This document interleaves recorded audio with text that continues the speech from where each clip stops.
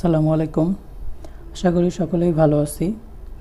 Anatomy item preparation প্রোগ্রামে আজকে আমরা পড়ব থোরাসিক ওয়াল সম্পর্কে। প্রথমেই দেখে নেব থোরাসিক ওয়ালের কী কী লেয়ার আছে। আমাদের এই থোরাসিক ওয়ালের সবার বাইরে থাকবে স্কিন, তারপর থাকবে সুপারফিশিয়াল ফাসা, তারপর থাকবে serratus anterior muscle, external intercostal muscle, internal intercostal muscle, innermost intercostal muscle, endothoracic fascia and parietal pleura. তো এই লেয়ারগুলো আমরা এই চিত্রের মাধ্যমে বুঝতে পারবো। আমাদের এই প্রথমের এই যে লেয়ারটা দেখতে পাচ্ছি এইটা হচ্ছে আমাদের স্কিন। তারপর এইটা যে লেয়ারটা দেখতে পাচ্ছি সেটা হচ্ছে আমাদের সুপারফিশিয়াল ফাসা। আর এইটা হচ্ছে আমাদের স্যারাটাস অ্যান্টেরিয়র মাসেল, এইটা হচ্ছে আমাদের এক্সটার্নাল ইন্টারকোস্টাল মাসেল, এটা হচ্ছে ইন্টারনাল ইন্টারকোস্টাল মাসেল, এইটা হচ্ছে ইনার মোস্ট ইন্টারকোস্টাল মাসেল, আর এইটা হচ্ছে আমাদের এন্ডোথোরাসিক ফাসা, আর এইটা হচ্ছে আমাদের প্যারাইটাল প্লুরা, এইটা হচ্ছে আমাদের ভিসেরাল প্লুরা, আর এই জায়গাটা হচ্ছে প্লুরাল ক্যাভিটি, মানে দুইটা প্লুরাল মাঝখানে যে জায়গাটা সেটা হচ্ছে প্লুরাল ক্যাভিটি বা প্লুরাল স্পেস, আর এইটা হচ্ছে আমাদের লাংস। তো এই হচ্ছে আমাদের থোরাসিক ওয়ালের লেয়ার সমূহ। এভাবে আমরা বাইরে থেকে ভিতরের দিকে সিরিয়ালি ইনশাল্লাহ বলবো। Right briefly on boundary and content of intercostal space. এই কোশ্চেনটা আমাদের অনেক বেশি ইম্পর্টেন্ট, এটা আমাদের পরীক্ষাতেও আসে, খুবই ইম্পর্টেন্ট। এইটা হচ্ছে আমাদের ইন্টারকোস্টাল স্পেস, এইটা একটা রিবস, এটা একটা রিবস, এটা আপার রিবস, এটা লোয়ার রিবস। তো এই অ্যাভাবের বাউন্ডারিটা ফরমেশন হবে। তো এই ইন্টারকোস্টাল স্পেসের বাউন্ডারি বলতে বুঝতেছি যে সামনে, পিছনে, উপরে, নিচে, এই জিনিসগুলো হচ্ছে আমাদের বাউন্ডারি। তো আমাদের উপরে কি থাকবে? অ্যাভাবে থাকবে sharp lower margin of upper ribs and it's cartilage. তো এই চিত্রের মাধ্যমে আমরা দেখতে পাচ্ছি যে এই অংশটা হচ্ছে আমাদের রিবস আর এই অংশটা হচ্ছে কার্টিলেজ। তো এভাবে থাকবে এই রিবস আর কার্টিলেজের শার্প মার্জিন। তো এই ক্ষেত্রে আমরা দেখতে পাচ্ছি যে এই অংশটা হচ্ছে আমাদের শার্প মার্জিন। আর বিলোতে থাকবে কি? Blunt upper margin of the lower ribs and it's cartilage, মানে নিচে থাকবে এই ইন্টারকোস্টাল স্পেসের নিচে থাকবে যে নিচের যে রিবসটা থাকবে সেই রিবসের আপার পার্টটা কেমন থাকে আমরা জানি, সেটা হচ্ছে ব্লান্ট, আর লোয়ার পার্ট থাকে শার্প। ইন ফ্রন্টে কি থাকবে? Lateral border of the sternum between intercostal not, মানে এই চিত্রের মাধ্যমে আমরা দেখতে পাচ্ছি যে ইন ফ্রন্টে এই স্টার্নামের ল্যাটারাল বর্ডার দিয়ে এই ইন্টারকোস্টাল স্পেসের অ্যান্টেরিয়র বাউন্ডারি ফরমেশন হয় বা ইন ফ্রন্টের বাউন্ডারিটা ফরমেশন হয়। আর বিহাইন্ডে কি থাকবে? এটার পিছনে কি থাকবে? এই body of the corresponding thoracic বার্টা। তো এই তো এভাবে আমাদের ইন্টারকোস্টাল স্পেস একদম ভার্টেব্রা পর্যন্ত যাবে। তো পিছনে থাকবে ওই body of the corresponding thoracic vertebra. এইটা হচ্ছে আমাদের 3 নাম্বার ইন্টারকোস্টাল স্পেস। তাহলে 3 নাম্বার থোরাসিক ভার্টেব্রার বডি দিয়ে এই 3 নাম্বার ইন্টারকোস্টাল স্পেসের পোস্টেরিয়র বাউন্ডারি ফরমেশন হবে। এখন আমরা দেখব যে এই ইন্টারকোস্টাল স্পেসে কি কি থাকে। প্রথমেই মনে রাখি এইখানে মাসেল থাকে, ভেসেল থাকে আর নার্ভ থাকে। কি কি মাসেল থাকে? External intercostal muscle, internal intercostal muscle আর ইন্টারকোস্টালিস ইন্টিমাস বা ইনার মোস্ট ইন্টারকোস্টালিস মাসেল। এই যে মাসেলগুলো দেখতে পাচ্ছি এইগুলো হচ্ছে আমাদের ওই ইন্টারকোস্টালিস মাসেল। তো এইটা হচ্ছে আমাদের এক্সটার্নাল ইন্টারকোস্টাল মাসেল, এইটা হচ্ছে আমাদের ইন্টারনাল ইন্টারকোস্টাল মাসেল, আর এইটা হচ্ছে আমাদের ইনার মোস্ট ইন্টারকোস্টাল মাসেল, যেটা সবার ভিতরে থাকে। Intercostal vessel and nerve, intercostal vein, intercostal artery, intercostal nerve, মানে হচ্ছে রিবসের যে ইন্টারকোস্টাল গ্রুপ থাকে সেই গ্রুপের মধ্যে সবার উপরে থাকে ভেইন, তারপরে থাকে আর্টারি, তারপরে থাকে নার্ভ। ভাইবা পরীক্ষায় যখন আমরা রিবস নিয়ে আইটেম দিব বা কার টার্মের বা প্রফের ভাইবা দিব, সেই ক্ষেত্রে আমাদের এই যে ইন্টারকোস্টাল স্পেসের 3টা muscle external intercostal, internal intercostal, intercostalis intimus. এই তিনটা মাসেলের অরিজিন আর ইনসারশন জিজ্ঞেস করা হয়। আর এই বিষয় সম্পর্কে আলোচনা করা হয়েছে বোনস রিভিউ প্রোগ্রামের টিপিক্যাল রিবস টপিকে। আমরা অবশ্যই সেই ভিডিওটি দেখে নেব, আর এই ভিডিওটি আই বাটনে দেওয়া থাকবে, সেখান থেকে আমরা দেখে নেব।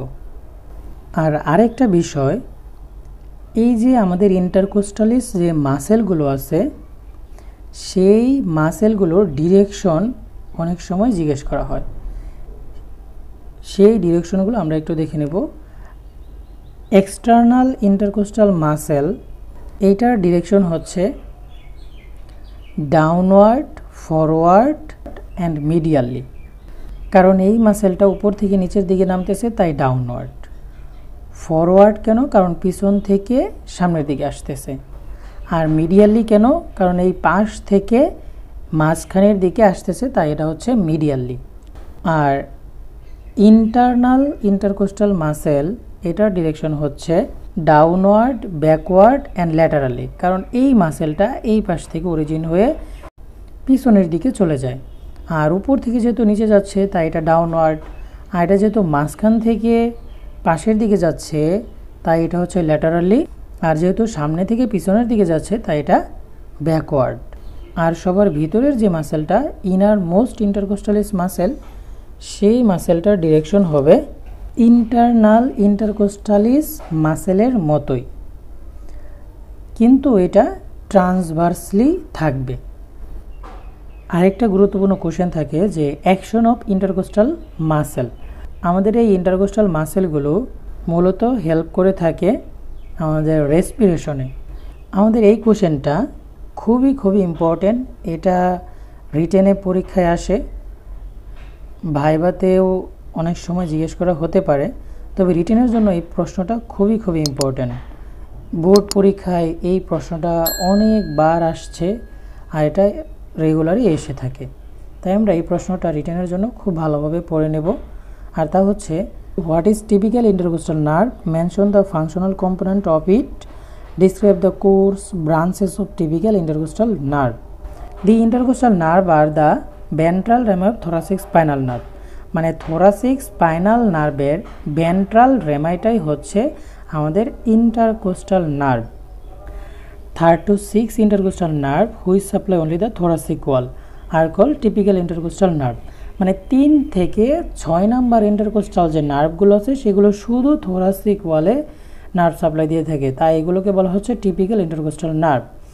আর এই নার্ভগুলো কীভাবে ফর্মেশন হয়, this are the anterior primary রেমাই of 3rd to 6th thoracic spinal nerve which are formed by the union of ventral and dorsal root arising from the corresponding horn of the spinal cord.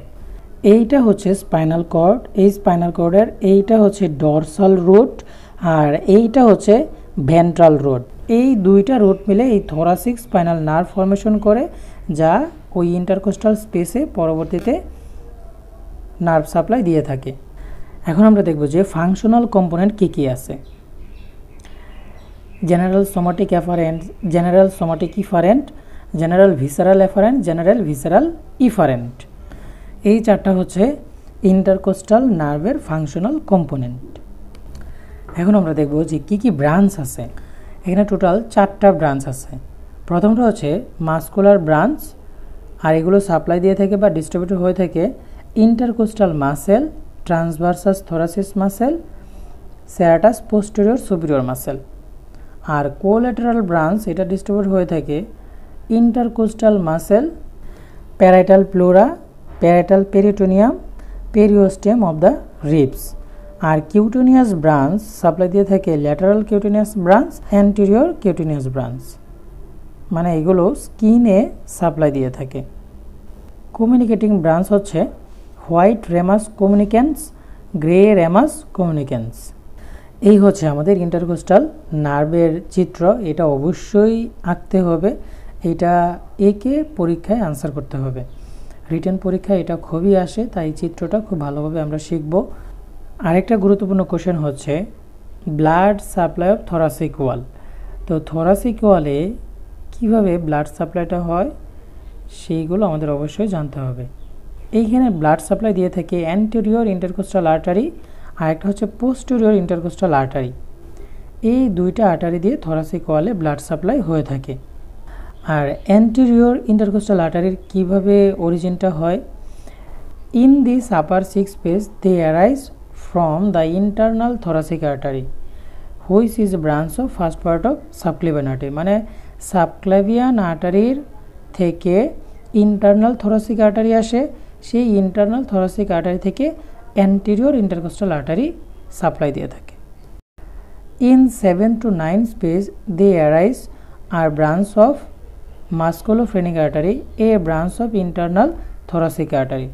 মানে internal thoracic artery থেকে মাস্কুলোফ্রেনিক artery আসে আর সেইখান থেকে 7 থেকে 9 number intercostal স্পেসে blood supply দিয়ে থাকে। Posterior intercostal artery, এখানে কি হয়, first and second posterior intercostal artery arise from the superior intercostal artery which is a branch of costocervical trunk। মানে costocervical trunk থেকে superior intercostal artery আসে, সেইখান থেকে first and second posterior intercostal artery supply দিয়ে থাকে। The 3rd to 11 artery arise from the descending thoracic aorta।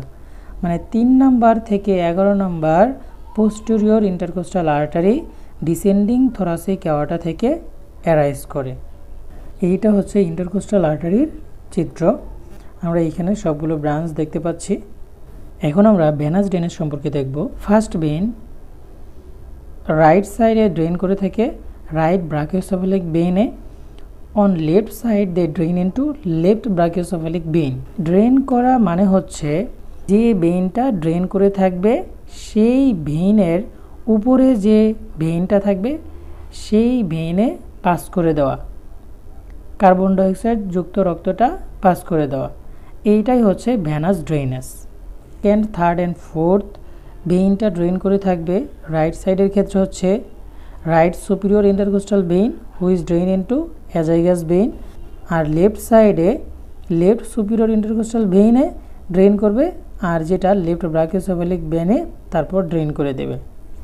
5 number থেকে 8 number vein কোথায় drain করবে, ডিরেক্ট রাইট সাইডের ক্ষেত্রে হচ্ছে অ্যাজাইগাস ভেইনে ড্রেন করবে আর লেফট সাইডের ক্ষেত্রে হচ্ছে accessory hemiazygos vein. 9 to 11 and subcostal ভেইনগুলো ড্রেন করে থাকবে রাইট সাইডের ক্ষেত্রে হচ্ছে অ্যাজাইগাস ভেইন আর লেফট সাইডের ক্ষেত্রে হচ্ছে হেমিঅ্যাজাইগাস ভেইন। ভেনাস ড্রেনেজ ভালোভাবে বোঝার জন্য এই চিত্রটা ভালোভাবে বুঝে নেব, কারণ এইখানে সবগুলো ভেইনের চিত্র দেওয়া আছে, কোনটা কোথায় ড্রেন হবে সেইগুলো আমাদের এখানে ভালোভাবে দেওয়া আছে। এইটা হচ্ছে আমাদের ইনফিরিয়র ভেনা কেভা, এটা হচ্ছে সুপিরিয়র ভেনা কেভা।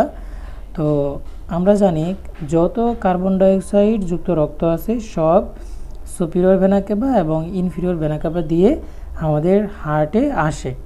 দূরবর্তী ভেইনের ব্রাঞ্চ থেকে আস্তে আস্তে এই সুপিরিয়র এবং ইনফিরিয়র ভেনা কেভায় কার্বন ডাইঅক্সাইড যুক্ত রক্তগুলো আসতে থাকবে, আর তাই আমরা এই চিত্রটা ভালোভাবে বুঝে নেব। এইগুলোই হচ্ছে থোরাসিক ওয়াল সম্পর্কে ইম্পর্টেন্ট প্রশ্নসমূহ।